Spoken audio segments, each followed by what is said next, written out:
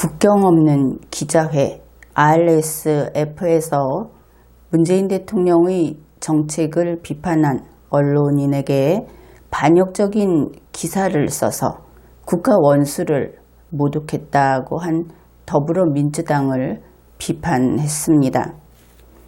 이와 관련해서 조선일보 3월 28일자 사설에서 다음과 같은 내용을 보도했습니다.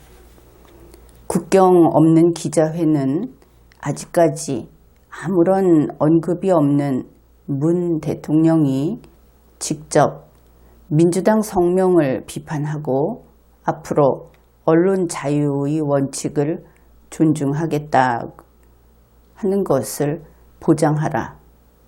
그렇게 말을 했다고 했습니다. 그런데 이 사설을 보면서 국민 여러분은 이것이 좀 핀트가 어긋난 것이 아닌가 그런 생각을 했을 겁니다. 민주당에서 성명을 발표하면서 사고를 저지른 것하고 그것을 문재인 청와대 대통령이 직접 거기에 대해서 책임지고 나서서 어떤 조치를 해야 한다 하는 이런 요구를 받는 것하고 이 둘은 서로 상관이 없는 그런 것이 아닌가 그렇게 생각을 하는 것이죠. 왜냐하면 대한민국에 있어서 민주당이라고 하는 정당은 실은 집권 여당이 아닙니다. 모두들 그렇게 부르고 있기 때문에 그리고 더불어민주당이 나서서 마치 내각 책임제 국가의 그 여당처럼 그렇게 따지고 보면 없는 권한을 행사하고 있기 때문에 그래서 집권 여당이라고 부르는 것을 그저 방치하고 있는 것뿐이지요. 그렇게 함으로써 그들에게 책임을 같이 지우겠다. 이런 뜻인 겁니다. 그래서 민주당은 그냥 정당일 뿐이죠. 대한민국 헌법상 정당이 어떤 일을 했다. 그렇다고 해서 공무원인 대통령이 거기에 책임을 지지는 않습니다. 그런데 이 국경 없는 기자회에서는 민주당이 저지른 일을 문재인 대통령이 나서서 해결을 하라. 거기에 대해서 책임지겠다고 의사 발표를 해라. 이렇게 요구를 한 것이죠. 그러면 어째서 이런 일이 있었을까? 바로 이것은 더불어민주당이 북한의 노동당처럼 마치 그 유일당이 되겠죠. 그것처럼 집권당이다. 이렇게 인식을 했기 때문에 그러한 요구를 했다. 그것을 알 수 있습니다. 우리나라에서 계속 여당이라고 부르는 그리고 민주당이 아닌 정당들을 야당이라고 부르는 이 잘못된 호칭 때문에 생긴 일이기도 하지만 이것은 단지 우리가 그렇게 잘못 부르고 있어서 그렇다고 하기에는 외국에서 바라보는 대한민국의 현실이 그와는 많이 다르다. 이런 면에서 우리가 어째서 남들이 우리를 이렇게 보는가 거기에 유의를 해야 할 그런 때라고 하겠습니다. 국경 없는 기자회에서 2019년 3월 22일에 뉴스를 보도를 했습니다. 그런데 거기에서 이런 내용이 있습니다. 문재인 대통령을 이렇게 부른 것이죠. also 무엇 이외에 또한 이런 뜻이 됩니다. 그래서 그 말을 쓰면서 문재인 대통령은 acts as the Democratic Party Chairman 이렇게 표현을 했습니다. 그러니까 민주당 체어맨으로서 활동도 또한 하고 있는 문 대통령이 지금까지 이번 국가 원수를 모독했다고 하니 더불어민주당의 그 성명에 대해서 언급을 거부해왔다. 그렇게 보도를 한 것이죠. 여기에서 우리가 눈여겨볼 것은 문재인 대통령 프레지던트 문이라는 이러한 호칭과 거기에 also 체어맨이라고 하는 것이 하나 더 붙었다. 그러면 여러분이 체어맨 하면은 먼저 떠올리는 인물이 있죠. 그것은 북한의 김정은입니다. 그를 미국 측에서는 그에게 깍듯하게 경칭을 붙여줄 때는 항상 체어맨 김정은이라고 했던 것이죠. 이 체어맨이 이 경우에 위원장, 그래서 김정은 위원장 이런 뜻이 되는 겁니다. 그렇다면 문재인 체어맨이라고 한다면 역시 문재인 위원장이다. 그것을 알 수 있죠. 이 국경 없는 기자회에서는 문재인 대통령은 더불어민주당의 위원장을 겸직하고 있다. 왜냐하면 더불어민주당이 집권 여당이다. 이렇게 국내에서 아예 통용이 되고 있으니까. 그러면 대비가 되는 것이죠.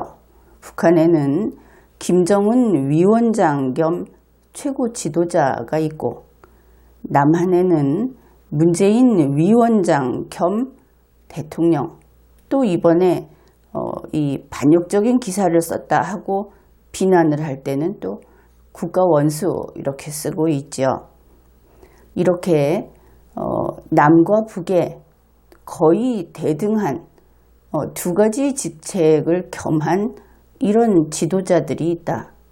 영어권에서 이렇게 보고 있다는 것을 알 수 있습니다. 바로 이러한 인식하에 문재인에게 더불어민주당의 성명에 대해서 입장 표명을 하라 이렇게 요구를 한 것이죠. 그리고 조선일보 사설 중에 앞에서 소개한 부분의 원문에도 이것이 또다시 확인할 만한 요소가 있습니다. 조선일보 사설에서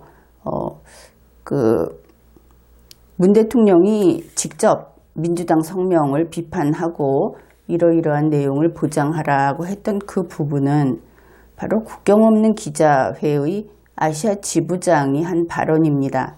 이것도 같은 2019년 3월 22일자 그 보도에 같이 들어있는 내용인데 거기에 보면 이런 것이 있습니다. 문재인 대통령은 당의 성명을 명시적으로 규탄하라 그랬는데 당의 성명할 때 His Party's Statement라고 했습니다. 문재인의 더불어민주당이라고 하는 것이죠. 왜냐하면 그가 체어맨이니까. 그래서 문재인은 그의 당의 성명을 명시적으로 규탄을 하고 그리고 다음과 같은 것을 보장하라. 앞으로 장래에 있어서 그의 정당이 보도의 자유라는 그 원칙을 완전히 존중하겠다 하는 것을 약속하라. 이렇게 원문에 되어 있습니다. 그러면 더불어민주당은 문재인의 당이고 북한 노동당은 김정은의 당이다. 이런 것이죠. 여기에서 한 가지 참고할 것은 우리나라에서는 리버티하고 프리덤을 제대로 구분을 하지 않고 있습니다. 그런데 여기에서 분명히 우리나라에서는 그냥 언론의 자유라고 이 통칭을 해서 그렇게 해석을 하고 있는데 프리덤 오브 더 프레스라고 해서 보도의 자유라고 분명하게 구분을 하고 있습니다. 여기에서 자유라는 것이 리버티가 아니고 프리덤이다. 그것을 잘 알아두어야 하겠습니다. 리버티라고 하는 것은 나의 리걸마인드 책들에 보면은 좀 구분을 해놨는데 리버티라고 하는 것은 어떠한 질서로부터의 자유, 어떤 지금까지 있던 규율로부터의 자유를 의미합니다. 프리덤이라고 하는 것은 원초적인 사전에 어떤 제한이 없이 그저 원래 있던 자유 이런 쪽이 되는 것이죠. 그래서 리버티하고 리버럴하고는 같은 계통으로 가고 있다. 그러면 미국의 자유의 여신상은 무엇이냐? 역시 그것은 기존 질서를 깨고 나온 자유라는 의미에서 리버티 쪽으로 가겠죠. 그리고 다른 하나는 우리는 그저 언론의 자유 이렇게 이야기를 하는데 기자들, 이 언론 회사, 언론사의 경우에는 확실히 보도의 자유다. 이것도 구분을 해둘 필요가 있겠습니다. 그래서 근래 우리나라에서는 마치 그 좌파의 반대편에 있는 것 같은 우파, 경제적인 우파, 그래서 좀 눈에 띄는 그런 그룹이 이것이 정통 학파는 아닙니다. 그런데 대중 속에 파고 들어있는 이런 것이 경제적 자유주의라는 것이 있습니다. 거기에서 경제민주화도 그것도 또 하나의 규제다 하고 그것을 반대하고 그리고 그들은 리버티라는 말을 사용을 하죠.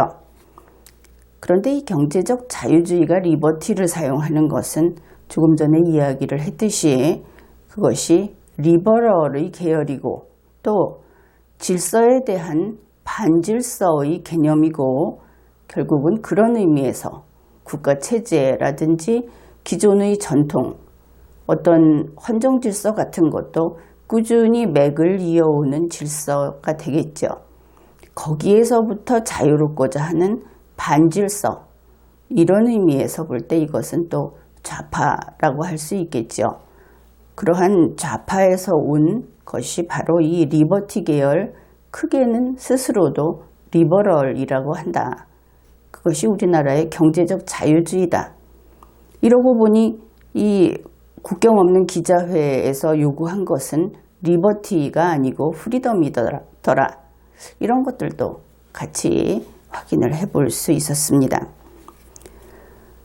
그리고 보니 우리 대한민국이 ROK, 그래서 리퍼블릭 오브 코리아라고 해서 북한의 반대 개념으로 남한, 이런 것을 상당히 떨쳐내려고 노력을 해왔는데 원래 그것이 정식 명칭이었죠. 그런데 지금 다시 남한이라는 이름으로 고정이 되어가고 있다. 다시 말해서 이 한반도의 반쪽이라는 개념으로 그렇게 세계에 비춰지고 있다. 그런 것을 깨닫게 됩니다. 그런데 세계 다른 나라들이, 다른 곳에 있는 사람들이 우리를 북한과 거의 같은 곳으로 인식을 하고 있다. 게다가 나쁜 것은 점점 더 북한과 비슷한 곳으로 되어가고 있다. 이렇게 인식하는 것을, 그들의 인식이 이렇게 변해가는 것을 뉴스를 통해서 날이 갈수록 확인을 하게 됩니다. 결국 우리에게는 이 자유민주주의 국가라고 하는 데 있어서 빨간불이 켜졌다. 그것을 알 수 있는 것이죠. 현재 그 문재인 청와대 정부에서는 여러 가지 그 이해관계가 있기는 있습니다. 그러나 어찌되었든 유튜브하고 한국의 통신사 사이에 차단 조치를 하고 있죠. 유튜브가 유튜브를 막는다. 대한민국에서 영업을 못하게 한다. 이런 것이 아니고 그것이 우리 각 가정으로 연결될 때는 결국 한국 기업을 통할 수밖에 없고 한국 기업에 그들이 힘을 쓰면 정부가 그들을 조종하게 되면 결과적으로 한국 그 기업을 통해서 서비스를 받는 우리 국민들은 세계로부터 차단되는 효과를 받을 수밖에 없습니다. 이렇게 함으로써 그 유튜브에 있는 어떤 영상이 어떤 기준에서, 정부의 기준에서 저촉이 된다. 이것은 좀 제한을 해야 하겠다. 그러면 유튜브사는 남의 회사니까, 남의 나라니까 건드리지 못하는데 국내 기업을 통해서 국내의 그 법령으로 우리 국민들의 언론의 자유를 제한을 하는 것이죠.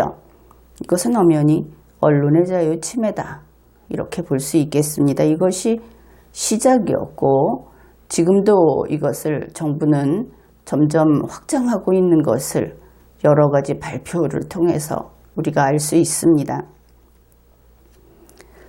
그런데 이번에는 이 외신 보도에도 관여하기 시작한 것이죠. 그런데 그 형태가 동일합니다. 외신이라고 하는 것은 외국의 언론사, 외국의 통신사 이렇게 되겠죠.